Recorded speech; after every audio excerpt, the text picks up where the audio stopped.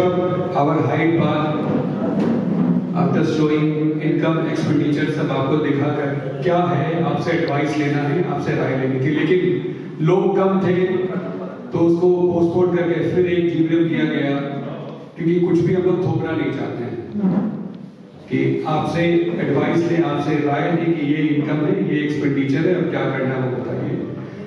तो आज भी देख रहे हैं ज़्यादा लोग नहीं है, अब देखते हैं आज का शुरू करते हैं हम लोग। तो आज के जो जर्नी होगी, हम जिस समय से हमारा हैंडओवर हुआ था, हमारी सोसाइटी हैंडओवर हुई, तो आज तक लेके आएंगे कि अभी करंट क्या मिनिमम वेजेस है, क्या है, कितना पे करना है, क्या है, वो सारी जर्नी को हम लोग लेके साथ चलेंगे। तो चलिए शुरू करते हैं। अमित भाई जी आगे सर, उस पूरी जर्नी को स्टार्ट करते हैं। आप सबका बहुत बहुत धन्यवाद फिर से एक बार समय निकालने के लिए। पिछली बार से थोड़ी ही भीड़ बढ़ी है, ये भी बड़े अफसोसजनक बात है। पहले भी हम 50-60 के आसपास ही थे और आज भी हम 50-60 के आसपास हैं। खैर,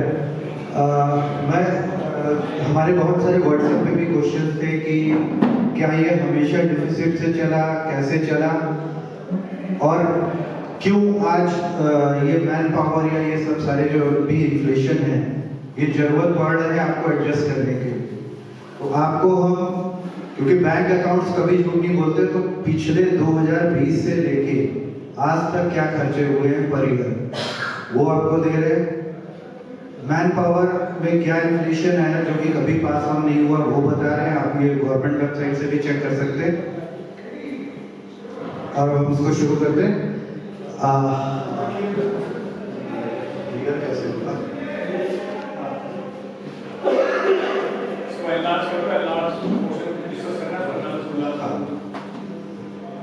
हमारा जो कैंप बिल्डर के समय डिसाइड हुआ था, थोड़ा सा समझना पड़ेगा। जब बिल्डर ने उस वक्त मिनिमम वेजेस 15-16 में स्टार्ट करी थी, ये per day 260 rupees UP government के मिनिमम वेजेस थे, जिसमें पीएफ 26 डेज पे लगता है, जो 13% ईएसआईसी जो भी टोटल आप पे करते थे इन हैंड उसको उस पर लगता है। टोटल उस वक्त ग्रॉस सैलरी बनती थी 9001 अगर आप 8 घंटे के लिए काम कराते हो किसी से। यही अगर आप गार्ड को 12 घंटे कराते हो तो आपका जो 4 टाइम का ओवर 4 आवर्स का एक्स्ट्रा ओवरले है वो 3930 बनता था। उस वक्त ईएसआई थोड़ा सा और बढ़ता था 170, क्योंकि जैसे मैंने पहले बताया ईएसआईसी जितना आप उसको पे करते हो उसके ऊपर है। तब ये टोटल आप 12 घंटे के 13,058 रुपये 70 पैसे आप पे करते थे, जिसको बेस लेके बिल्डर ने अमाउंट निकाला था। आज की डेट में अगर आप देखेंगे 2019 में ये बढ़ा है, उसको करते करते 2024 में जो लेटेस्ट अभी अक्टूबर 24 का था, ये लगभग 56% 56.4% मैन पावर की कॉस्ट मिनिमम वेजेस जिससे कम आप पे नहीं कर सकते। ये वो है जो उसके लिए बिल्ड होगी। एक पर्टिकुलर गार्ड, एक पर्टिकुलर ये अनस्किल्ड है। अगर आप नीचे जाएंगे ये सेमी स्किल्ड का है, ये सारे ही अनस्किल्ड का, सॉरी, और नीचे है सेमी स्किल्ड का 8 आवर्स का। ये टोटल हमने निकाला, ये 56.4% इंक्रीज हो चुका है तब से अब तक। अब मैं आपको दिखाता हूँ कि हमने लास्ट ईयर कितना खर्चा किया बैंक अकाउंट में, हमने सारा करा है, और 2020 से लेके 2022 तक कितना पर मंथ खर्च हुआ है, जिसपे हम चार्ज करते हैं 2 रुपए 72 पैसे, जो बनता है पर मंथ 60,94,000 अगर सब पे कर दे तो। ऐसे ही कमर्शियल का बनता है 17,541 स्क्वायर फुट, अगर वो 12 रुपए पे हम चार्ज करते हैं तो 2,10,000। मिसलेनियस इनकम में हमारी जितनी भी मिसलेनियस इनकम है वो सारी इनकम 1,89,300 पड़ती है पर मंथ, और टोटल जो एओए की इनकम होती है वो 64,93,816 रुपए है। ये सारा आज तक का पूरा कैलकुलेशन है। अब इसमें मैं आपको लेके चलता हूँ इस जर्नी पे कि हम 2020 में कैसे हमारे ये क्या जो बैंक स्टेटमेंट बोल रहा है एचडीएफसी का, तो ये अगर मैं आगे, ये जो मैंने आपको इनकम बताई है, ये वो इनकम है जो होती पर मंथ, ठीक है। जो वर्किंग पीरियड था जो हमने लिया है फर्स्ट ईयर का, सितंबर 2020 से लेकर अक्टूबर 2022 तक का, क्योंकि उसके बाद मल्टीपल अकाउंट्स हो गए थे तो उसको हम अभी नहीं पूरा कर पाए, तो लेकिन हमने जितना किया 26 मंथ में टोटल विड्रॉल जो कि HDFC कैम अकाउंट से हुआ है, ये करीब करीब कितना 20 करोड़ के अराउंड है, 20 करोड़ से ज्यादा है लगभग। और MIS अकाउंट से भी कुछ पैसा यूज किया गया है। ऐसे ही इन्होंने इलेक्ट्रिसिटी के लिए भी किया, तो पर मंथ ये क्या है, electricity account for society expense, dwell smart का पैसा दिया गया था जो कि हमारा बिजली का बिल का बिलिंग करते हैं, वो हमने केवल पकड़ा, बाकी इलेक्ट्रिसिटी को जो पेमेंट हुआ वो नहीं किया। तो जो टोटल कलेक्शन कितना हुआ फ्रॉम सितंबर 20 टू अक्टूबर 20? कलेक्शन की बात करें तो जैसे 7.5 करोड़ बिल्डर ने दिया था डिफरेंट हेड्स में, ठीक है। उसके अलावा हमारे कैम का पैसा आता रहा उसमें, तो फिगर तो कैम का अमाउंट तो सेम ही होगा ना जो भी आप दिखा रहे तो हो। कैम का अमाउंट सारा सेम नहीं हो सकता, क्योंकि एक करके बोलिएगा तो मैं सबके आंसर करूंगा। कलेक्शन वर्सेस एक्सपेंडिचर और या तो मुझे दिखा लेने दिए, पूरा एक्सप्लेन कर लेंगे, फिर मैं आपको क्वेश्चन ले वन बाय वन मैं सबके क्वेश्चन, हाँ मैं करूंगा सर। हाँ, और जबकि अभी एक क्वेश्चन था कि क्या 64 लाख हमारा तब भी आता था, नहीं सर तब नहीं आ सकता था, क्योंकि आपका फेज 2 2019 से हैंडओवर होना शुरू हुआ, सारा हुआ भी नहीं था। अगर हाँ, और यहाँ पर भी बहुत सारा ऑक्यूपाइड नहीं था फेज 1 में, तब ये खर्चे 81,76,964 रुपए 57 पैसे, और ये मैं नहीं बोल रहा हूँ, ये बैंक अकाउंट बोल रहा है, ये उसके विड्रॉल से, जबकि आपकी इनकम 64 लाख में नहीं थी। ये तब के एक्सपेंसेस है। अब हम बात करते हैं कि हमारा 1 जनवरी से लेके 30 नवंबर 24 तक, यानी कि 11 महीने में हमने कितना कलेक्ट किया और कितना खर्च किया। आज की डेट में हम डेफिसिट में, क्योंकि हमने लगभग 1 करोड़ 60 लाख 2023 में दोनों ये हुए, इसमें एक का पार्ट काटो भी था, एक 3 महीने में आई थी, उन सबको मिला के हमने जो खर्च किया था 1 करोड़ 60 लाख रुपए को लगभग पे कर दिया था हमने केवल उसको। जब उसके साथ 1 करोड़ 60 लाख मतलब मोटा मोटा है, अगर मैं और छोटे छोटे ट्रांजेक्शन किसी के उड़े वाले के या और चीज के भी जोड़ूंगा तो थोड़ा सा और जाता है। ये इनकम वही मैं बता रहा हूँ कि एक इनकम तो ऐसा था कि 2023 में बहुत सारे लोग किसी को नहीं पे कर रहे थे, कुछ लोगों से हमने as per by law UP apartment act वसूली करी। हमारी अगर हम इस हिसाब से चले 64 लाख से ऊपर तो जा नहीं पाए, तो हमने करीब अगर हम 7 करोड़ 20 लाख करीब बनता है, तो हमने जो वसूला वो करीब, अरे कैम प्लस जो हमने इंक्रीज करा अपनी मिसलेनियस इनकम, जैसे हमने यहाँ पे रेस्टोरेंट को उठाया, हमने उसके साथ साथ लिफ्ट वाले को रीनिगोशिएट किया, एडोनोमो को रीनिगोशिएट किया जो चलते, तो उस हिसाब से हमने करीब 2-2.5 करोड़ के आसपास, 2 से सवा 2, 2.5 भी नहीं, 2 से सवा 2 करोड़ के आसपास कैम को रिकवर किया, और जिसको रिकवर किया उसमें से 1.6 मोर देन 1.6 करोड़ तो हमारी पिछली देनदारी में ही चल गई। ये आपने तो सारे खर्चे का डेटा है, इससे आपको बिल्डर ने आपको कितना पैसा दिया था, कैम कितना आया था 4 सालों का, उसको कुछ हिसाब है? देखिए बिल्डर ने 7 करोड़ दिया, 7.5 करोड़ दिया बिल्डर ने, 7.5 करोड़। हाँ ठीक है, मैं आपको क्लियर करता हूँ, क्वेश्चन लेता हूँ सर। 7.5 करोड़ में कुछ पैसा उन्होंने मेंटेनेंस का ट्रांसफर किया था 75 लाख के आसपास, ठीक है। करीब 6 करोड़ 60 लाख के आसपास जो भी दिया था वो IFMS और सिंकिंग फंड था। हमको भी लास्ट टाइम लेडीज की मैं नाम भूल गया, तो कह रही थी आप भी IFMS सिंकिंग फंड यूज कर लीजिए, मैंने कहा ये लॉ में अलाउड नहीं, जो चीज लॉ में अलाउड नहीं है वो स्टार्ट नहीं, उसका इंटरेस्ट तो यूज होगा नहीं, हम प्रिंसिपल की बात नहीं कर रहे सर।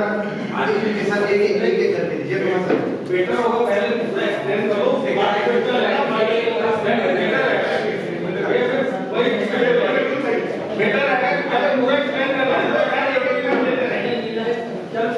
ठीक है। मैं आपको बता देता हूँ कि देखिए, तो ये जो जो भी आप बता रहे हैं कि ये उसमें IFMS ceiling fund as per law emergency repair that too with the approval of GP तब यूज होता है।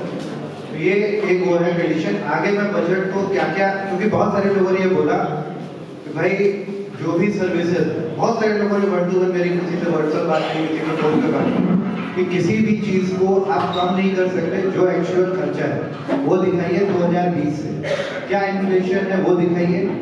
ऐसे ही जितने भी हमारे पास AMC लिफ्ट की होती है, बूम बैरियर में हम देते हैं, अब से नहीं 2020 से देते हैं, ठीक है। उसके अलावा बहुत सारी चीजें जो बीच में ठप पड़ गई हैं किसी वजह से, किसी को ब्लेम ना करते, जो भी ठप पड़ी थी, फायर हाइड्रेंट्स आज भी आप देख रहे हो कि बेसमेंट में जगह जगह खोदे जा रहे हैं, लाइन को सही किया जा रहा है, प्रॉपर किया जा रहा है। तो वो सारी चीजें भी हम अपनी बार AMC में कवर कर रहे हैं, और वो लाइफ सेविंग है जिसको अनअवॉइडेबल। तो वो सारी चीजें हमें, क्योंकि सारी चीजें ये करनी है, तो इस सारी चीजों को मैं आगे, क्योंकि विकास जी को ये पोर्टफोलियो है ट्रेजरर का, तो he will explain in detail कि कितनी मैन पावर भी हमने शॉर्ट करी है, सिक्योरिटी गार्ड में भी शॉर्ट किया है, ऑप्टिमाइज किया है, मेंटेनेंस में भी ऑप्टिमाइज किया है। लेकिन ऑप्टिमाइजेशन के बाद भी कॉस्ट तो कॉस्ट है, वो हम जो भी हमारी, वो बहुत डिटेल में एक एक चीज को उन्होंने कवर किया है। I will ask him to present it.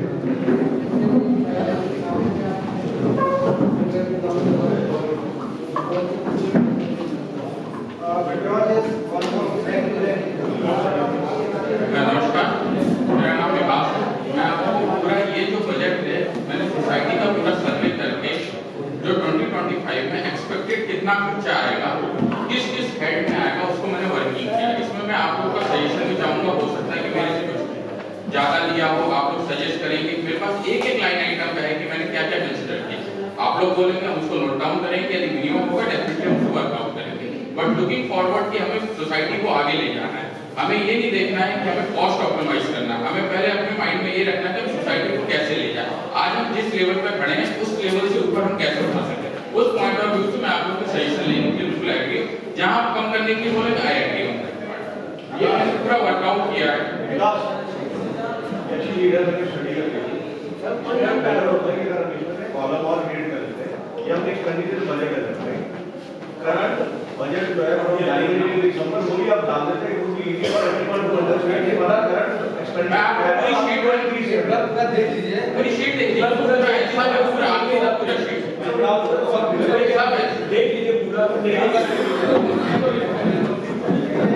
सब यहाँ कंटिन्यू कर लेने जाते हैं, सारा लोग आगे पूरी कस्टमर हो जाए, फिर तबीयत खराब है, कोई प्रॉब्लम, फैमिली प्रॉब्लम तो नहीं है। मैं आपको प्रेजेंट करूँ, मैं आपको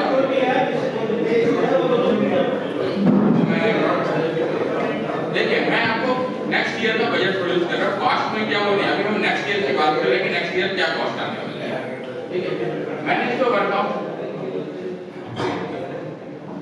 मैंने सर्विस मैन पावर की जो कॉस्ट आएगी पर मंथ आएगी 32,10,230।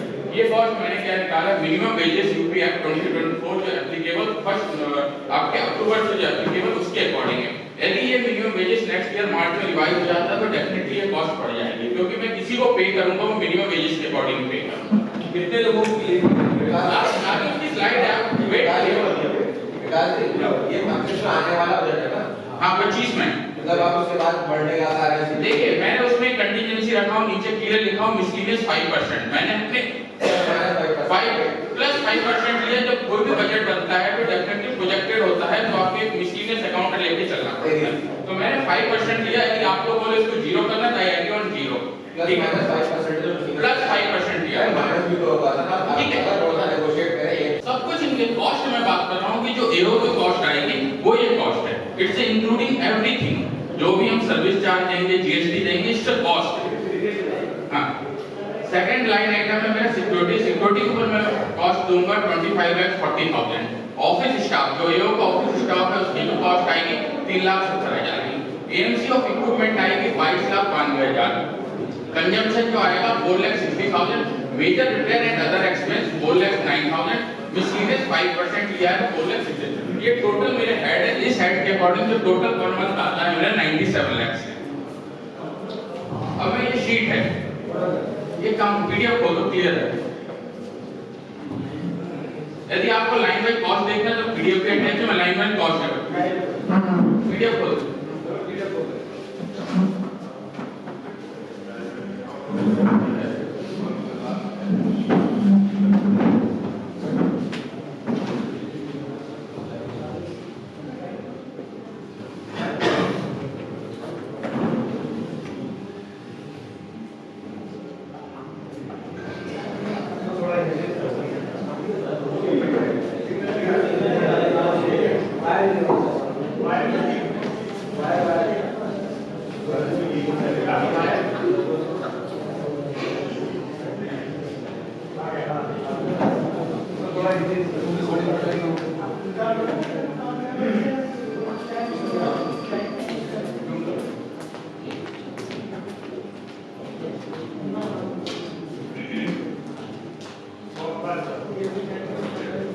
मैं एक लाइन आइटम रन कर दूंगा, it will take time.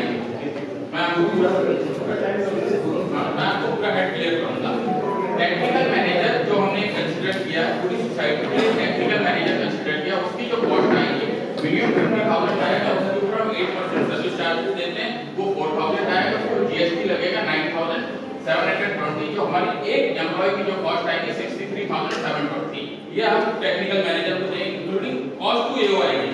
Question पूछा गया था जीएसटी इंक्लूड है कि नहीं, ये जीएसटी इंक्लूड है, सर्विस चार्जेस भी इंक्लूड है। जो मेरे थर्ड पार्टी सब कॉन्ट्रैक्टर, कोई भी एओ स्टाफ का अलग है, ये थर्ड पार्टी रोल है, पूरा सब कौन है। सेकंड है शिफ्ट इंजीनियर। शिफ्ट इंजीनियर हम तीन रखेंगे, हमारे तीन शिफ्ट चलती है एबीसी, तीन शिफ्ट के लिए तीन है। एक शिफ्ट इंजीनियर की जो कॉस्ट है जो हम सैलरी पे करेंगे 35,000, उसको जीएसटी टोटल आएगा 44,604 रुपीस। आप बोलिए तो एक में रन कर सकता हूं, कैसे आप सकते हैं या हेड में बताऊं आपको। ये कॉस्ट है मिनिमम वेजेस के अकॉर्डिंग कॉस्ट।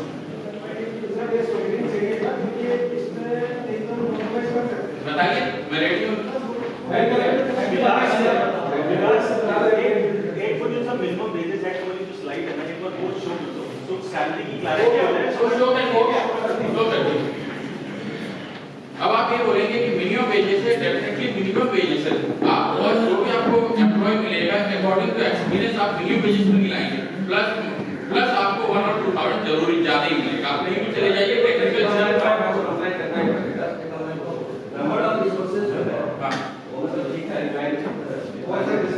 ये सब आप डिस्कस करो। शिफ्ट इंजीनियर मैंने 3 कंसीडर किया, इलेक्ट्रीशियन एक जनरल शिफ्ट है, ई शिफ्ट में 3 है, ए और बी में, नाइट वाली शिफ्ट में 2 है, टोटल 9 है। इलेक्ट्रिकल हेल्पर है, ये शिफ्ट का होती, बी शिफ्ट का होती, सी शिफ्ट देखिए ए शिफ्ट जो हमारे यहाँ टाइमिंग है, मैं 6 बजे से काउंट करता हूँ, 6 से 2, 2 से 10 और 10 से सुबह 6 बजे तक। ये 3 शिफ्ट चलती है। और जो जनरल शिफ्ट चलती है 8 से 9 से हमारी 5 से चलती है। ये 3 शिफ्ट मतलब 4 शिफ्ट है टोटल, एक एबीसी राउंड द क्लॉक और एक जनरल शिफ्ट है जो आपकी 9 से 5 की है। इसमें मिनिमम वेज में 3 कैटेगरी आती है, राइट? तो नया एक्ट है, हां राइट?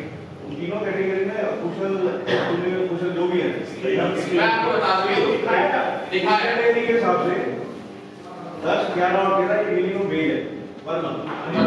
वो इसमें हमने कैसे डिफाइन किया कि ये उस कैटेगरी में आ रहा है, ए बी डी आ रहा है, सी के हिसाब से। उसी हिसाब से आपको शीट में शेयर कर दूंगा तो कैलकुलेशन उसी। हमारे 3 टाइप के वेजेस होते हैं, एक अनस्किल्ड होता है, एक सेमी स्किल्ड होता है, एक स्किल्ड होता है। 3 टाइप के होते हैं, ये हमने उसके अकॉर्डिंग हमने लिया। जो आपके गार्ड आते हैं वो अनस्किल्ड होते हैं, उसी से रिलेटेड। हां मिनिमम आपको मतलब मिनिमम वेजेस है, मिनिमम वेजेस स्किल्ड का मानता हूं कि 16-17,000 आ रहा है। Nobody will come 16-17। आप ये देख लीजिए एक्सपीरियंस है तो ये क्वेश्चन आएगा डेफिनेटली कि आप मिनिमम वेजेस से ज्यादा क्यों रहे हैं। मैं क्लियर कर रहा हूं कि क्यों हायर है।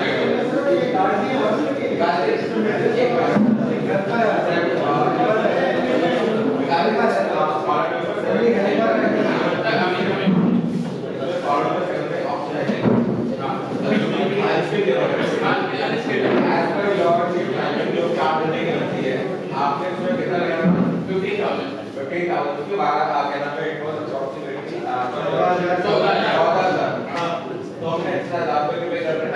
मैंने आपको बोला मिनिमम वेजेस है।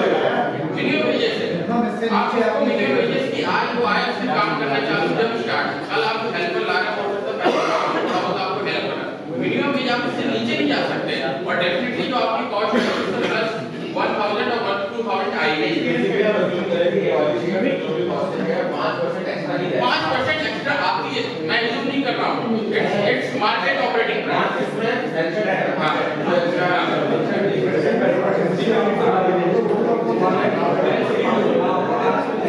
वो एजेंसी का सर्विस चार्ज है।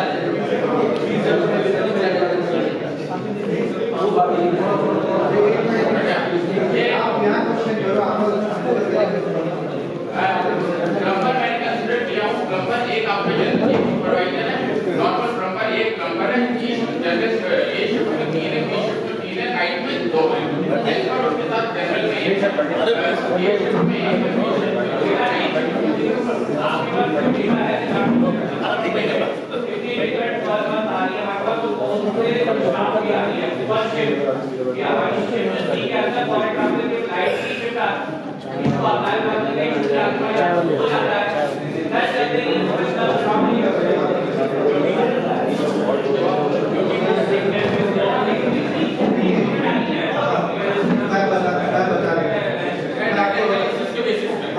हमने ये एनालिसिस कर रखी है, वर्किंग डे में नंबर की 50 से 60 कंप्लीट्स आती है, ये रेजिडेंशियल की बात कर रहा हूँ, फिर कॉमन एरिया की कम से कम 30 से 40, तो टोटल 90 कंप्लीट्स वर्किंग डे।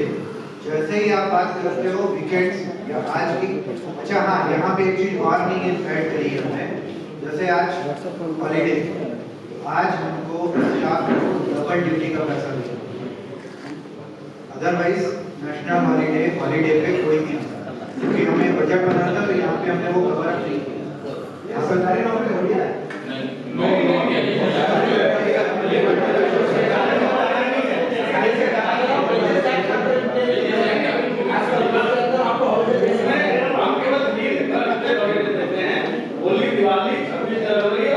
उसी का बोल रहा हूँ। आज का नहीं, आज का जो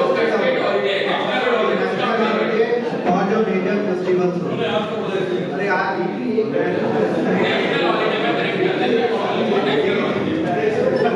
ठीक, और जैसे मैंने बताया 90 के आसपास प्रॉब्लम्स आती हैं पर डे, कहीं पे ऑल ऑफ सडन पाइप का जॉइंट नहीं कर रहा है, कुछ कर रहा है, ये तो 30-40 50 से 60 रेजिडेंशियल वर्किंग।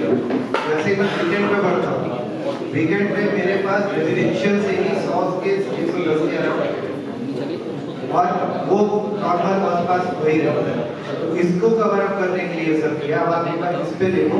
अच्छा दूसरी चीज लास्ट टाइम बोला था किसी ने कि 15 से 20 मिनट लगता है नॉर्मल एक कंप्लीट, उसके आने जाने का समय प्लस गाली लगे हुआ पाइप फट गया टाइल्स के अंदर, तो मेसन भी वहाँ लग गया, प्लम्बर भी लग गया, हेल्पर भी लग गया, और वो करीब 4 से 5 घंटे पूरे घर में पानी भर गया, और एक साथ 2 टावर में हुआ, 8 आवर में भी हुआ और व्हाइट आवर में भी हुआ। व्हाइट आवर में तो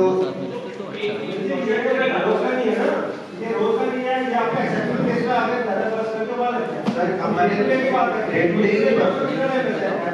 मैं तो वही बात कर रहा हूं। अब आप ये बात करिए, आपकी एक रिस्पॉन्स टाइम आपसे 20 मिनट लगेगा, किसी के बात देखिए मैं आपको 2 टाइप में डिस्कशन करते हैं, एक रिस्पॉन्स टाइम है, if we are talking of the technical, let's talk on technical. आपने बोला रिस्पॉन्स टाइम, एक होता है response time, definitely response time you will get 15 to 20 minute, कि वो आपके कॉल सेंटर में आपकी कॉल में वहां से क्या आपके घर पहुंचते उसको 15 से 20 मिनट लगता है, ठीक है, that is a response time.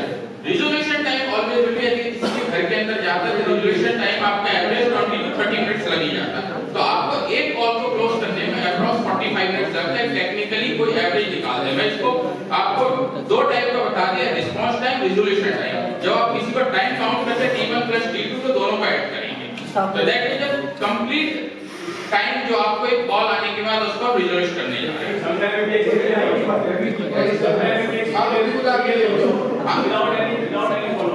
देखिए मैं एक चीज बता रहा हूँ, आपकी बात मैं एग्री कर रहा हूँ कि 3 डेज भी लगते हैं, आप सर्विस देने जा रहे हैं, और सर्विस की जो एफिशिएंसी होती है, किसी भी इंडस्ट्री की सर्विस एफिशिएंसी की अगर आप बात if it is achievable more than 80% वो बहुत एक्सीलेंट माना जाता है।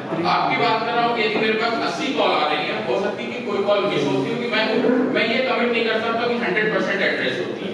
सर्विस है, सर्विस में कुछ कॉल मिस होती है, डेफिनेटली आपके यदि कोई ये बोले कि 30% 40% की कॉल 3 डेज जा रही है तो वो एक्सेप्टेबल नहीं है। हां मिस होती है, डेफिनेटली मैं मान रहा हूं कि that will fall with in 15%, तो हमें एक्सेप्ट करना पड़ेगा। सर्विस इंडस्ट्री है, आपको इतना 100% फेल होते हैं, लेकिन हमें क्लियर एक्सेप्ट करना पड़ेगा कि 15% के अंदर क्या है, हम उसको कैसे इंप्रूव कर सकते हैं। कोई बोले उसको 0 हो जाए, दैट इज नॉट पॉसिबल।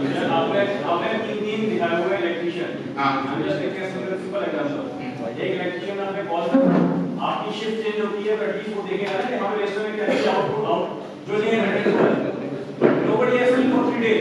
नहीं, मैं आपको बता रहा हूं, लास्ट मीटिंग में डिस्कशन हुआ है, इस पॉइंट को हमने नोट डाउन किया है। जो फीडबैक मिला उसको वर्कआउट कर रहे हैं। फीडबैक ये मिला है हमें फीडबैक मिला है कि क्या होता है कि दूसरा कॉल आई है, एक इलेक्ट्रीशियन गया, उसने बोला ये आपका मटेरियल है, आप मटेरियल मंगाइए, मैं आके ठीक करूंगा। नोबडी हैज बीन अटेम्प्टेड यार, यू आर टॉकिंग और मैं आपको बता रहा हूं solution nobody has attempted project we are looking down, लोग डाउन कर रहे हैं, इसमें वो operation to be are attention, ये आपका मैन पावर है, मैं टोटल नीचे मैन पावर जाता हूं, आप बोले तो लाइन बाय लाइन रन कर दूंगा। टोटल 142 मैन पावर है, ये आपकी सर्विस वाले कर रहा है 15,000 एजेंसी को कर रहे हैं 8%, ये जो ये 8%। दिस इज लाइक बाइफिकेशन है कि हम एक हेल्पर को 14,000 से हम पे करेंगे, 15,000 पे करेंगे, उसके बाद हम उसे 1200 रुपए सर्विस चार्ज पे करेंगे, उसके बाद हम ये पे करेंगे। इसका टोटल कॉस्ट का ये हुआ है 19,000। हां हेल्थ के लेवल का अब कितना से लेवल है और वो फिर सारे अभी दो है, इसमें जो है कि 1% एजेंसी का जो इंडस्ट्री में जो इसमें जो उसमें कोई स्पीड और एजेंसी का दिया हुआ है, पहले हमने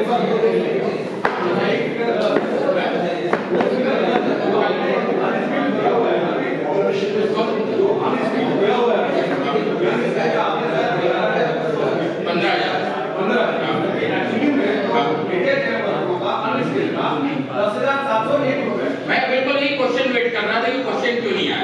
आपने क्वेश्चन 11,000 आप बिल्कुल सही बोल रहे हैं, 11,000 नहीं, मैंने तो 15,000 शो किया नहीं बस आप शो किए। उसके ऊपर आप जो वेबसाइट पे देखते हैं ना, इट्स अ मिनिमम वेजेस। जो आप अभी हेल्पर को दे रहे हैं वो भी 10,700 से नहीं दे रहे। अंदर अभी मैं उस पे नहीं जा रहा, अभी मैं मिनिमम वेजेस के ऊपर आपको अभी एक्चुअली सुन लीजिए, आपने बोला मैं बोलूं मिनिमम वेजेस आज के डेट में, जस्ट एक एग्जांपल बताता हूं, 410 रुपए, ठीक है, 410 मल्टीप्लाई बाय 30 होता है। अब पूरा 410 अरे मैं आपको शीट दिखा दूं ना, हायर साइड बता रहा हूं कि 410 हम पे कर रहे हैं, एक एग्जांपल दे रहा हूं, ठीक है। विकास जी एक मेरा सवाल है खाली, आप ये जितनी क्वेरीज है कैसे नोट डाउन कर रहे हैं और नोट डाउन कर रहे हैं, इनका रेजोल्यूशन कैसे करेंगे? आप सारी डिटेल जो है एक्सपेंडिचर की वो आप अपलोड करिए और उसके बाद दोबारा जीवीएम करिए ताकि एनालाइज कर सके कहां पे क्या खर्च हो सकते हैं, ठीक है। अभी आप एक मिनट सर, एक मिनट बस टेक्निकल, ये शीट में मॉर्निंग में बस मेरे एक दो पॉइंट है, मेरे एक दो पॉइंट है। कौन किया हो जाएगा। हाँ, आप डिटेल्स डालिए और एम्प्लॉइज की लिस्ट भी डालिए और यहाँ बायोमेट्रिक्स का इंतजाम करिए, ठीक है ना। अब प्लीज करिए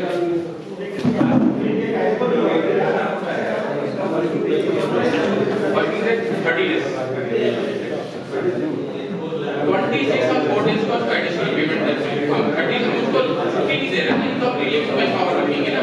हमने जो कैलकुलेट किया वो 30 डेज के ऊपर कैलकुलेट किया, 30 डेज देते हैं। वेट हम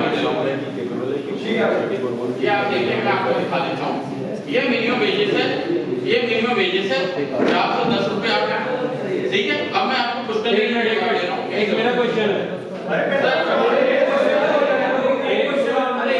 अपडेट कर लें, मैं एक्सप्लेन कर, कोई बात नहीं, तुम ही लोग बोलो अच्छा। मिनिमम वेजेस पहले क्लैरिफाई कर दूं कैसे कैलकुलेट होता है।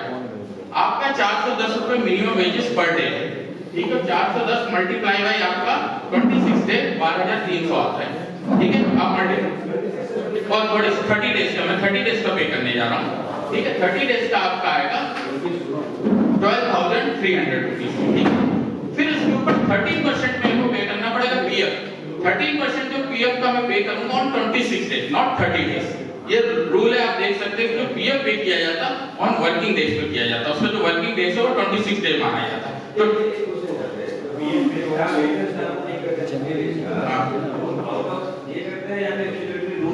वो आप दे सकते हो उनको 4 दिन के अंदर, आप 4 दिन का एडिशनल पे करके दे सकते हैं, लेकिन जो पीएफ डिडक्ट करेंगे वो 26 डे पे करेंगे। मैं आपको पूरा कंप्लीट करता हूं, आपको क्लियर हो। रूल है कि 26 डे पे आपका पीएफ कैलकुलेट होता है और जो ईएसआई कैलकुलेट होता है, जो उसकी इन हैंड सैलरी बनती है 100% के ऊपर ईएसआई पे होता है, उस पे आपका वर्किंग डे पे 26 डे पे मिलता है। तो मेरा ईएसआई जो होगा वो 30 डेज पे होगा 3.25% पे, उसके अकॉर्डिंग जो ईएसआई बनता है वो 399.75 पैसा बनता है। और उसका मिनिमम जो वेजेस बनता है 30 डेज के लिए 8 आवर्स के लिए वो 14,085 बन रहा है, और मैंने अपनी शीट में 15,000 दिखाया है। और इसके अंदर एक हेड और है जो चार्ज दिया जाता है यूनिफॉर्म का। यूनिफॉर्म का कोई लेबर अपने पॉकेट से नहीं खरीदना,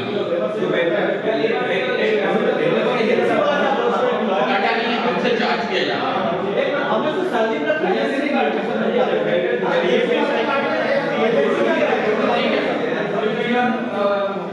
मैं अपना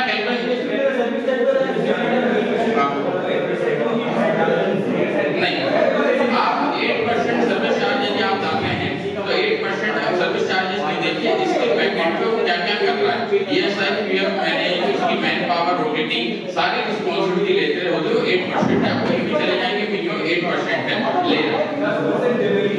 आप जाके चेक कर सकते हैं। हाँ, पहले ये मैंने तो पहले जो फास्ट रिकॉर्ड चला रहा उसी को लिया, मैंने अभी तक कोई नहीं। और इसके ऊपर मैन पावर क्या ऑप्टिमाइजेशन होता है उसके ऊपर मैंने वर्कआउट किया। ये क्लियर है जो बंदे।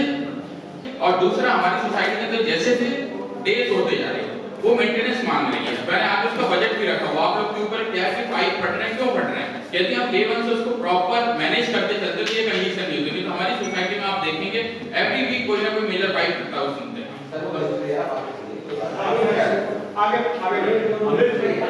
ये सिक्योरिटी मैन पावर मैंने जो कंसीडर सिक्योरिटी जो मैन पावर है टावर कार्ड में 23 ए शिफ्ट में है और 23 बी शिफ्ट में, टोटल 46 है।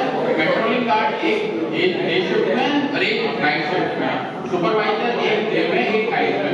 पार्ट में डे में एक रहेगा, नाइट में एक रहेगा। बेसमेंट में 2 बेसमेंट में दिन में और 2 रात में। आपके वार्ड में 2 है दिन में और 2 नाइट में। गेट नंबर 1 पे डे में 4 है, नाइट में 3 है। गेट नंबर 2 में 3 है, डे में नाइट में 3 है। फिर आप गेट नंबर 3 में डे में 2 है, नाइट में 1 हो जाता है, क्योंकि गेट नंबर 3 कम हो जाता है। टोटल जो गार्ड आ रहे हैं वो 89 नंबर हो गया।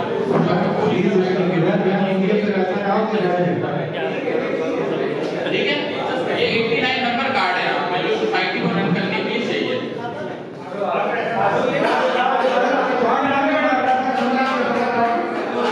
ये हमारा एओ स्टाफ है। एओ स्टाफ की जो हमारी रिक्वायरमेंट है, हमने इसमें 2 टाइप के एओ स्टाफ है, एक हमारे ऑन रोल होंगे और थर्ड पार्टी होगा, क्योंकि हमने मिनिमम 8 से नीचे में रखना है, तो उसको हमने किसी को थर्ड पार्टी में वो किया है।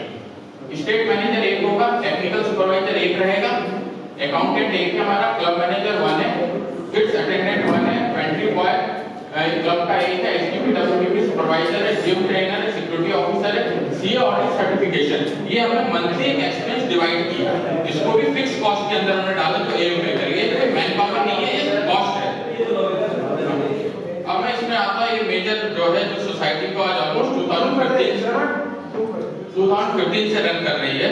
सोसाइटी में क्या क्या कंपोनेंट है जिसको एएमसी, सीएमसी और सर्विस की जरूरत है, ये पूरा मैं आपको एक एक लाइन में इसमें थोड़ा सा टाइम दूंगा।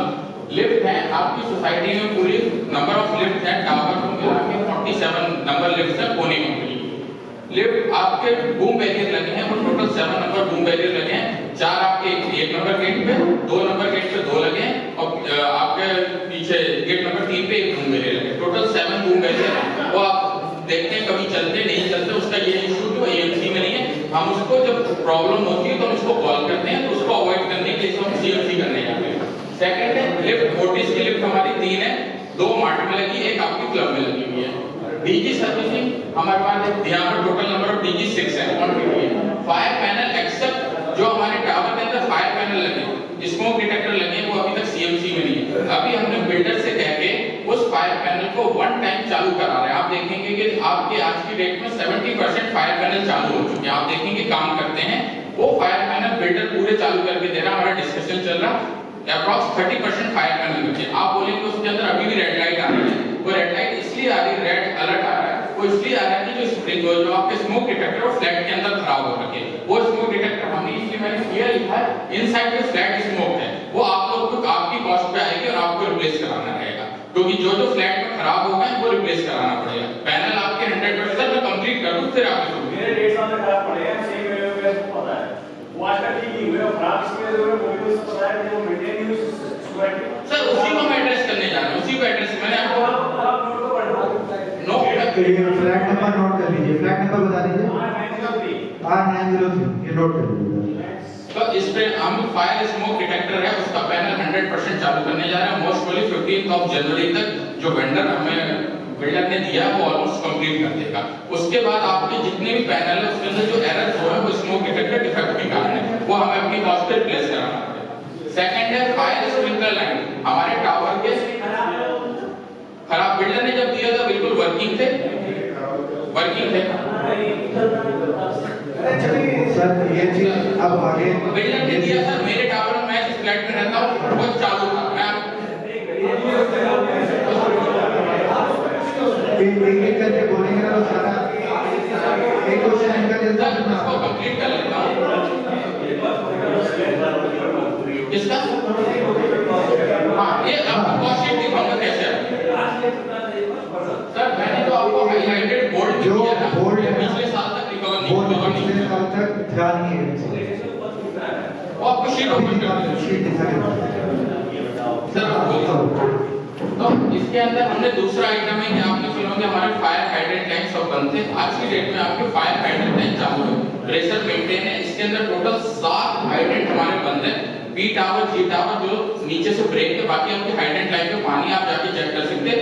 फायर पंप रूम में प्रेशर मेंटेन है, लेकिन वो आपके 7 हाइड्रेंट लाइन के जो डैमेज है उस पर काम चल रहा है वो भी आपके ठीक हो जाएंगे। तो हमारी सोसाइटी का ये है कि हाइड्रेंट लाइन तो 100% ऑफ प्रेशर मेंटेन कर पा रहे हैं, लेकिन क्या हो रहा है जिस दिन से हमने प्रेशर मेंटेन किया जगह जगह लीकेज आ रहा है उस पर काम चल रहा है, क्योंकि ये पहले से भी प्रॉपर ये मेंटेनेंस चलती होती थी, प्रॉब्लम नहीं होती। क्यों जब हमने इसको चालू किया हमने वीडियो डाला, जब पानी निकाला गया तो उसके अंदर से पानी नहीं निकला, मलबा निकला, क्योंकि फायर लाइन का रूल होता है कि हर 3 महीने में उसका पानी साफ करना रहता है, जो कभी नहीं हुआ, नहीं तो इस कंडीशन में नहीं होती। आज जो फायर लाइन है पूरी डेड पड़ी हुई है। अब हमने जो टारगेट किया हुआ है टावर के स्प्रिंकलर लाइन, अभी तक स्प्रिंकलर लाइन हमारे 4 है, लेकिन फ्लैट के अंदर 4 नहीं है। हमने जो सेकंड फेज में लिया है कि स्प्रिंकलर लाइन ही चार्ज करेंगे, क्योंकि ये 2 आइटम है, ये बहुत जरूरी है सोसाइटी के लिए रन करने के लिए।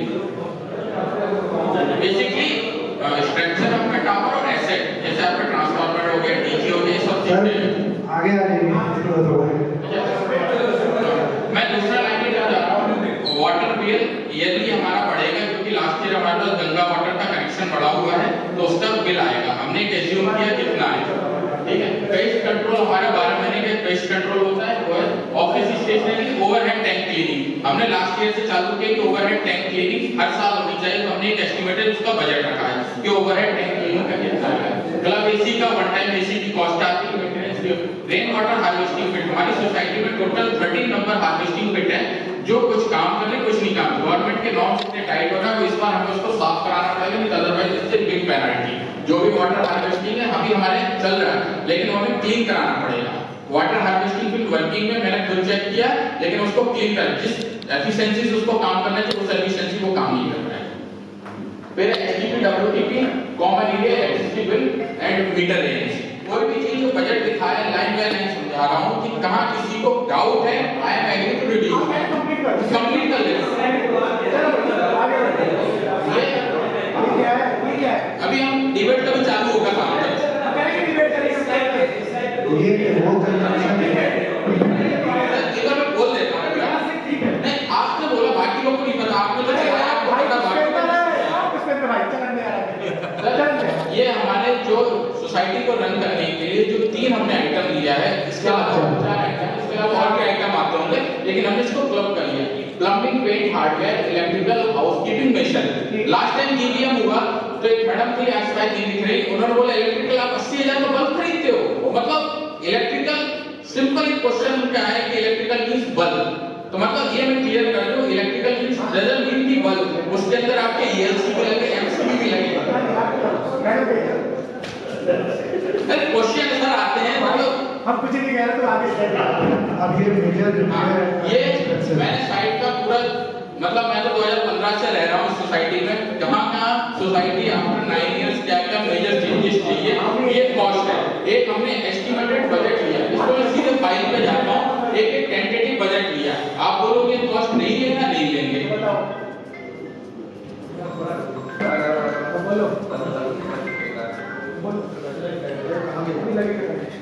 एक मैंने आपने देखा हमेशा कंप्लेंट मिलती है कि स्ट्रीट लाइट बंद हो गई, कभी वायर शॉर्ट हो गया, व्हाट्सएप पे फोटो आते हैं कि आपके इलेक्ट्रिशियन गए, उन्होंने ओपन वायर कनेक्ट कर दिए। मैं आपको इसका रीजन बता देता हूँ। जो बिल्डर ने हमें वायर डाल के दी है वो एल्यूमिनियम वायर, आर्मर्ड वायर डाल के दी, जो जगह जगह वायर शॉर्ट कर चुकी है। यदि आपकी सोसाइटी की पूरी पेरिफेरी की बात करते हैं तो सोसाइटी की पेरिफेरी 900 प्लस मीटर होता है, सिर्फ बाहर का। आप इंटरनल लेते हैं तो मेरे अकॉर्डिंग पूरी सोसाइटी के अंदर ये वायर रन करेगी अप्रॉक्स 2.5 किलोमीटर। ये रफली बता रहा हूँ क्योंकि बाहर का मैंने कैलकुलेट किया।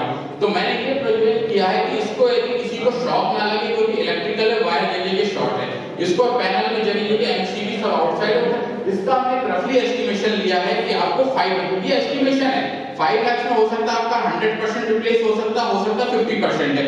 अभी एक्चुअल नहीं है, ये एक एस्टिमेटेड बजट है कि हम इस पे काम करेंगे। पहला पॉइंट। दूसरा पॉइंट, बेसमेंट पे जितना सीसीटीवी इनको लग गया, हर बार आते हैं हमें और सीसीटीवी लगाना है, हम उसका एक नॉमिनल रख रहे हैं 2 लाख रुपए। 2 लाख रुपए में हम जितना पॉइंट कवर कर सकते हैं उसमें हम कवर करें। आज के दिन में बोलूं कि मेरे को पूरी सोसाइटी कवर अप करना है तो हो सकता है 50 लाख बजट आ जाए, ऐसे नहीं होता, एक फेज वाइज प्लान होता है। तो आज का हम जो बजट प्लान कर रहे हैं वो 2 लाख का प्लान कर रहे हैं कि इस साल हम 2 लाख रुपए की सीसीटीवी लगाएंगे। थर्ड है प्लम्बिंग पाइप सपोर्ट। आज की डेट में हमारी सोसाइटी, आप अपने टॉयलेट से बाहर पाइप देखेंगे तो सारे पाइप नीचे सेटल हो चुके हैं, जो क्लैंप है वो आपको ऊपर दिखेंगे, उसके निशान नीचे दिखेंगे। तो जगह ये पाइप फटने का रीजन है कि पाइप के सपोर्ट सब खराब हो चुके हैं। तो इसमें हम टेंटेटिव बजट ले रहे हैं कि हम किसी वेंडर या अपने एम्प्लॉय को लगा के उस पाइप को नीचे से दोबारा से क्लैंपिंग प्रॉपर कराना चालू करें, कि जिससे ये जो डेली की प्रॉब्लम आ रही है कि कभी पाइप फट जा रहे हैं, ये प्रॉब्लम को एड्रेस करने के लिए टेंटेटिव बजट रखा है। Third, motor winding.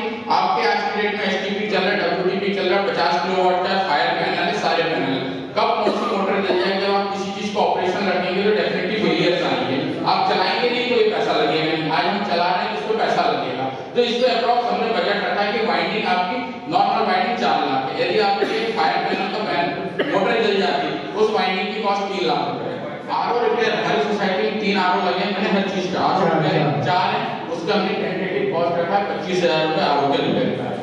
एक स्मार्ट वाटर लेवल इंडिकेटर हम लगाने का प्लान कर रहे हैं कि हम सुनते हैं कि ऊपर टैंक में पानी खाली हो गया, ओवरफ्लो हो गया, तो उसका एक अलर्ट हम गार्ड के पास रखना है कि एम्प्टी से पहले एक अलर्ट आ जाए। उसको पूरा वर्कआउट किया है वेंडर से कि हर टावर में स्मार्ट वाटर लेवल इंडिकेटर है, जिससे कि गार्ड को खत्म होने से पहले एक अलर्ट आ जाए कि पानी खत्म होने वाला है। तो इसका एक सर नीचे गार्ड उसको बताएगा ना पंप रूम का, क्या पानी चालू कर उसका पानी।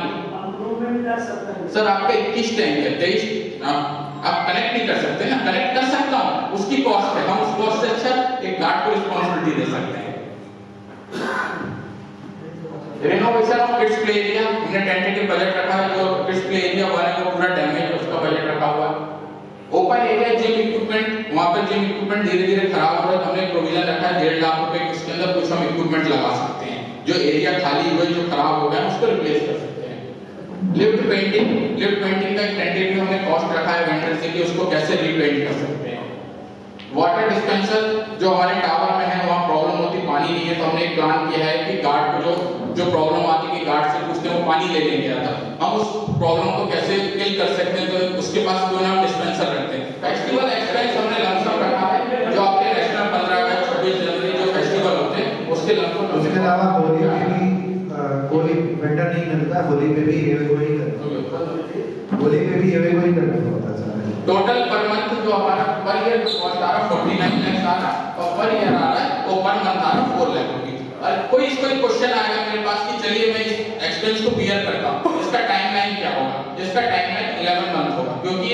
मेरे को प्रो डाटा बेसिस पे आएगा, वन शॉट कॉस्ट नहीं आएगा, क्योंकि एक्सपेक्टेशन हमारे यहाँ तुरंत है कि मैंने पैसा दिया है तो काम तुरंत होना चाहिए। इसलिए मैं क्लियर कर रहा हूँ कि ये जो भी काम है ये प्रो डाटा बेसिस पे होगा, जैसे जैसे इनकम आएगी उसके बेसिस से एक्सपेंडिचर होगा। ये कंप्लीट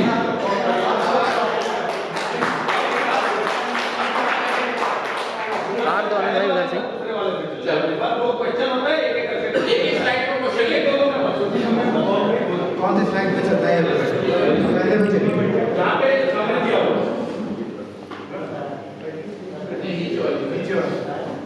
यहाँ पे रुको, हाँ इसके बाद बदलूंगा। ठीक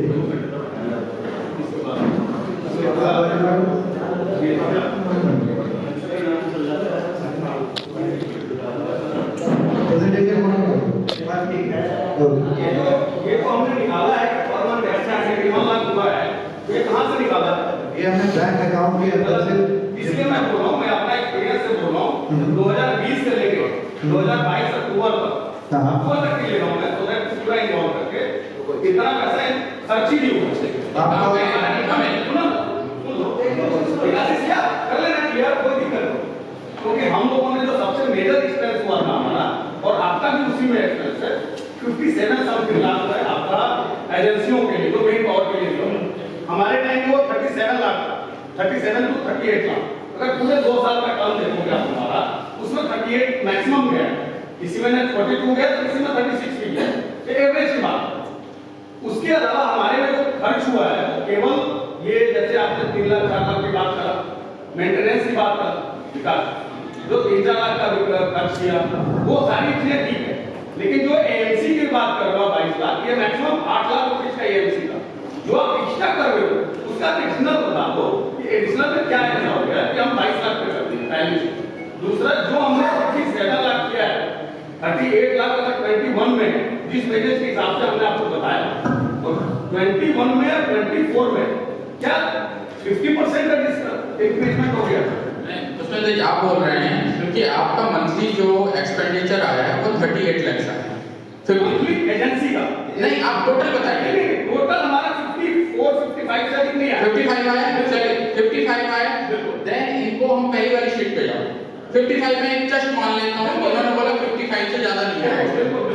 55 माइनस 64 मतलब पर मंथ 11 लाख हमारे पास सेविंग होना था। बिल्कुल होना चाहिए। कितने महीने का? अब पूरे आपने अब मैं क्वेश्चन है, हो सकता है मेरा डाटा एरर है। 55 लाख इस डाटा को कि 2019 से हम यही ले रहे हैं, इसमें कोई गेम नहीं बढ़ा। 64 लाख मतलब आप बोल रहे हैं कि 11 लाख रुपीस हम पर मंथ सेव करते थे, 12 महीने का हम सेव करें अप्रॉक्स 1 करोड़ रुपए, ठीक है? 1.3 करोड़, हाँ 1.2 मान लेते हैं, 2 साल चलाए हैं तो कम से कम मेरे हिसाब से 3 करोड़ के आसपास सेविंग आना चाहिए। 2 करोड़ के आसपास सेविंग आना चाहिए। आपको कैलकुलेशन दे दूं, मैं कैलकुलेशन दे दूं। अगर याद हो तो 2021 की जीवीएम में हमने पूरे सोसाइटी का पूरे 1 महीने का जो कैंप था वो 0 किया, वो इसी में पे किया। सेकेंडली मैं बता दूं, सेकेंडली पूरे 2 साल हमने इसके अलावा पूरे 2 साल लगभग 400 से 500 रेजिडेंट 11+1 का फायदा होता है, वो अगर कैलकुलेशन करोगे तो ये फायदा अप्रॉक्सीमेटली बिल्कुल पूरा हुआ। एक काम करिए, मैं आपके साथ ऊपर बैठे, हाँ बिल्कुल, आप मेरे को नहीं मैं आपको बता रहा हूँ, उस समय हमारे पास 3 श्रवण पीछे ये जो पैसा निकला है, अरे रुको मैं बता रहा हूँ, आप इस पीरियड मैं बोलता हूँ, आप इस पीरियड का स्टेटमेंट दे दीजिए, हो सकता है मेरा डाटा आपका स्टेटमेंट नहीं, हमने तो स्टेटमेंट से ही निकाला है, हमने बैंक अकाउंट से निकाला है, निकाला लेकिन तो वो नहीं है ना कि हमने विड्रॉल लिखा है। आप बोल चुके हैं, एक आपने जो बोला आप बोल चुके हैं, एक पॉइंट ये हो गया, दूसरा पॉइंट एक चीज और ध्यान रखिएगा। एक तो ये पॉइंट है, इसके लिए आप जब ब्लॉगर में ठीक है, दूसरी चीज स्टेटमेंट के साथ, सेकेंडली जो आप कह रहे हो कि हमने इसको उससे हिसाब से खर्च किया विड्रॉ 81 के हिसाब से, इनकम वॉज 64 और हमने विड्रॉ किया 81, डिफरेंस आ गया 70 लाख का पर मंथ। 17 मल्टीप्लाई 24 अप्रॉक्सीमेटली हो गया 4 करोड़।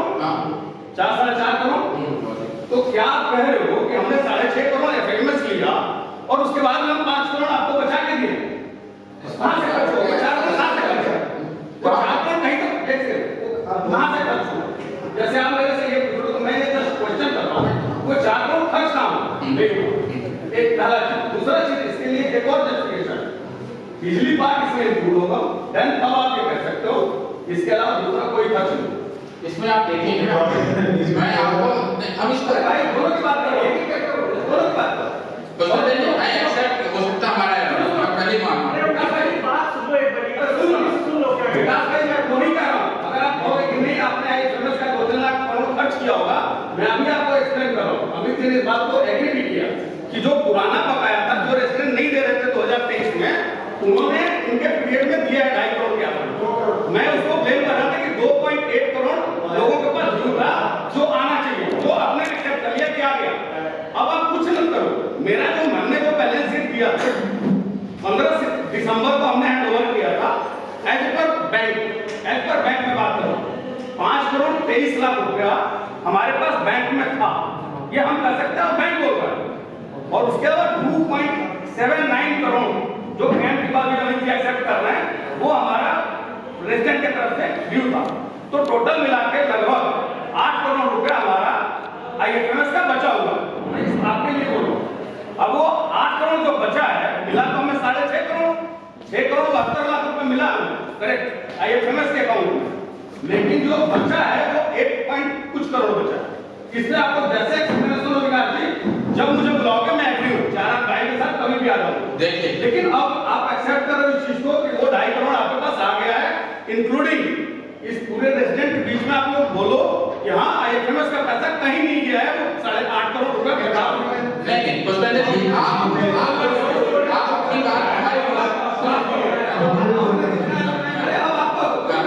आप जो बोल रहे हैं कि मैं ये नहीं बोल सकता कि IFMS का पैसा आ गया। आप अपनी बात मेरे मुझसे नहीं बुलवा सकते कि IFMS का पैसा आ गया।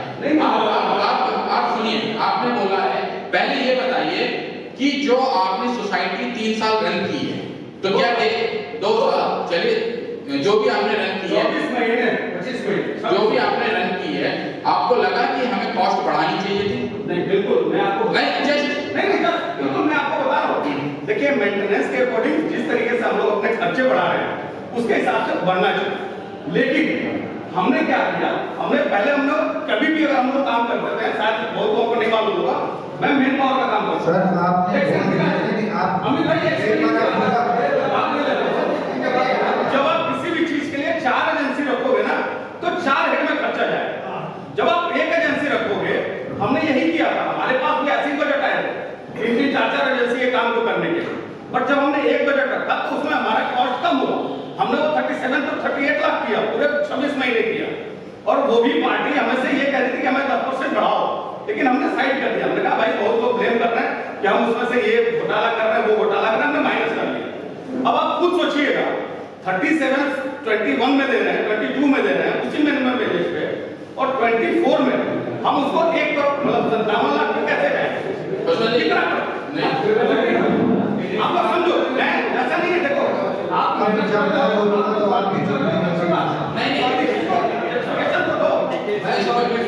आपने बोला कि आप 32 लाख देते थे, आज मैं इतना दिखा रहा हूं, आप 38 जो भी GST जो भी देते थे, चलिए जो भी XYZ देते थे, आप 2019 से देते थे 21 आप देते थे। 21 से आज तक इन्फ्लेशन कितना हुआ?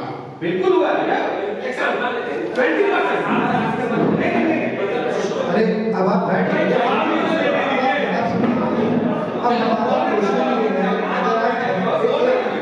आप 38 लाख देते थे पर मंथ, यानी साल का हुआ 4 करोड़ 80 लाख। अगर हम 40 ले गए 10 करोड़ 10 महीने लो, 10 महीने तो पूरा 12 महीने ले रहा 12 महीने टोटल हमने 26 महीने काम किया है। टोटल कितनी पेमेंट गई है आपको बताता है? वो मैं उसी पे आ रहा हूँ, अभी उसी पे आ रहा हूँ। हमने MSI को भी पेमेंट किया, हमने रॉयल को भी पेमेंट किया, आपने भी किया ना? तो ये मतलब ये बात समझे, तो टोटल जो पेमेंट हुआ है लॉयन को वो 8 करोड़ 64 लाख हुआ, जबकि वो 2 साल के लिए थी। अब 2 साल के लिए नहीं, 26 महीने के लिए डिवाइड कर दो, केवल 2 साल के लिए कॉन्ट्रैक्ट के पेपर 8 करोड़ 64 लाख में आपका मैंने 38 को 40 करा है, भाई साहब मैं वही बात कर रहा सर हूं। आप बोल चुके हैं, मुझे बोलने दीजिए। आप अपना अब सुनिए ना, 8 करोड़ 64 लाख आपने 24 महीने में खर्च करा, जरा डिवाइड करिए। ज्वाइन एजेंसी को 40 लाख के अराउंड से ऊपर जाएगा। नहीं, अरे भाई भैया 8 करोड़ 64 लाख, सॉरी 8 करोड़ 64 लाख नहीं है, 9 करोड़। उसके अलावा एसएसए को भी पेमेंट किया है और 9 करोड़ कुछ 80-90 लाख। तो देना चाहिए हो जाएगा ना फिर। ये आपने लॉगिन किया है, आपका उसी टाइम पीरियड में आपने नहीं, नहीं, नहीं, नहीं, मेरे पास स्टेटमेंट है आज आप बोल चुके हैं, मैं भी बोल चुका हूं। मतलब आप बोल रहे हो, मैंने एक बार बोला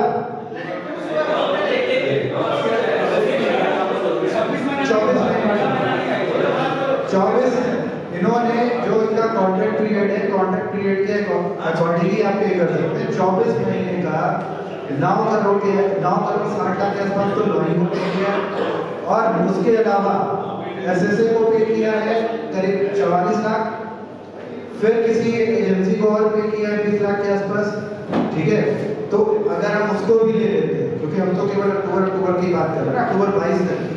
इधर है 23 और 23, ठीक है, 23 वाले को फॉर्च्यून है।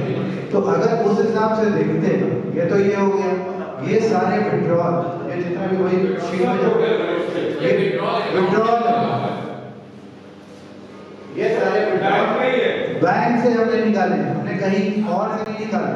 सारे विड्रॉल बैंक में हमने ये भी ऑलमोस्ट इंश्योर किया। हम कहते चलिए प्रॉपर्टी ऑफ एरर आप 5-10% रख लीजिए, 5-10% से ज्यादा प्रॉपर्टी एरर नहीं होगी। आपने विड्रॉल 20 करोड़ से ऊपर कैम के अकाउंट से, मिसलेनियस से आपने जो खर्चा किया है 22 तक 28 लाख आया है। ठीक है, और जो आप इलेक्ट्रिसिटी की बात कर रहे हैं, हमने केवल रॉयल स्मार्ट को पकड़ा है 5,80,000 उतने पीरियड में, और कोई भी रिटर्न नहीं। एचडीएफसी का अकाउंट किसी के पास हो, आप जाके देखना, अगर अकाउंट में आपका डेबिट रिवर्ट होता है तो रिटर्न लिखा होता है, वो हमने सारा चेक किया इस पीरियड में, एक भी रिटर्न नहीं। ये पूरा का पूरा आपका पर मंथ 81,76,000 है, ±10% आप कह रहे हो। तो चलो एक बात बोले तभी बहुत बड़ी बात होगा, ये पूरा का पूरा डेबिट हुआ है अकाउंट से 81 लाख पर मंथ। अब इसके बाद आगे की बात करते हैं। आपने कहा कि भाई फिक्स कॉस्ट आपकी थी, दूसरा इनकम आपकी इतनी नहीं थी, क्योंकि 2020 से तो फेज 2 में पोजीशन होना शुरू हुआ था। आएंगे ही नहीं सामने लोग। 382 आपस में नहीं, प्लीज आपस में नहीं,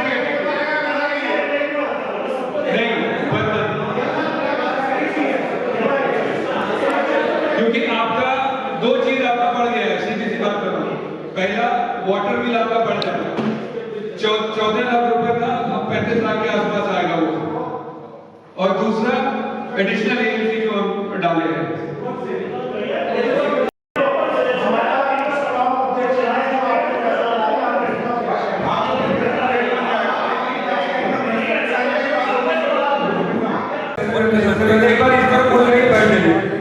सबसे पहले धन्यवाद एक फ्रूटफुल डिबेट के लिए। ठीक है, थैंक यू सो मच कि अच्छा रहा, डिबेट रहा, सब कुछ रहा, और नाराजगी सहमति और सहमति सबके साथ हम लोग एक जगह पे आए हैं। पहली चीज है हमने फाइनल की है कि कैब से मीटर से हम लोग कैब को कट करेंगे। एक बार ताली बजाएंगे। ये स्वीकार, और इसमें भी डिबेट चल रहा था कि पहले पर स्क्वायर फीट ज्यादा करना है या फिर फिक्स ज्यादा करना है, बहुत सारी चीजें। तो बीच में एक रास्ता हमने निकाला, कुछ राजनीतिक नाराज होकर भी चले गए। खैर उनसे हाथ जोड़ के माफी मांगता हूँ, वो रहते रह इस डिबेट में शामिल होता है, कुछ बीच का रास्ता ही निकलता है। आपने जो कह दिया लकीर के फकीर नहीं होनी चाहिए। हम अगर कम्युनिटी में हैं, सोसाइटी में हैं, तो एक किसी की बात नहीं चलेगी। मैं भी अगर कुछ बोलूंगा तो शायद आप नहीं मानेंगे, तो ये चीजें नहीं होनी चाहिए। जैसे पवन सर भी कह रहे थे फिक्स को बढ़ाओ, तो पवन सर की भी बात नहीं चलेगी, बीच का एक रास्ता निकलेगा, क्योंकि हम कम्युनिटी में सोसाइटी में हमको सबको साथ लेके चलना है। तो हमारा ये तय हुआ कि बीच का रास्ता 3 रुपए 22 पैसे पर स्क्वायर फीट, और ये फिक्स चार्ज 200 रुपए वाटर चार्जेस और एडिशनल एयरसेल रिपेयर 182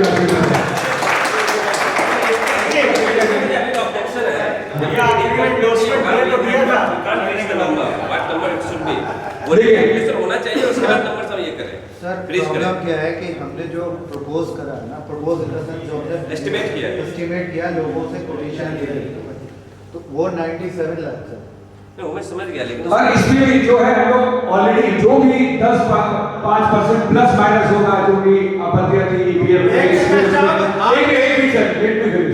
तो वो जो है ऑलरेडी 97 से हम लोग 85 पे आ गए, शायद उससे ज्यादा हम कवर कर चुके हैं, और ज्यादा हम लोग बैठेंगे इसके बाद भी। एकदम तारीफ लगानी हो गया आपकी बात। चलिए, थैंक यू सो मच। चलता रहेगा, बाहर आने इवेंट है, क्रिसमस टिकट सेंटर बच्चों को गिफ्ट दे रहा है, आप लोग लेते हैं गिफ्ट। और हाँ, एक चीज एक बार जोरदार ताली बजाइए हमारे करंट रजिस्ट्रार के लिए। ये पिछले 15 दिन से 2-2 बजे रात तक बैठ के इसके ऊपर काम करते थे, हमें डंडा मार के गालियां दे के बिठाते थे, और बहुत ज्यादा ब्रेनस्टॉर्मिंग हुई है।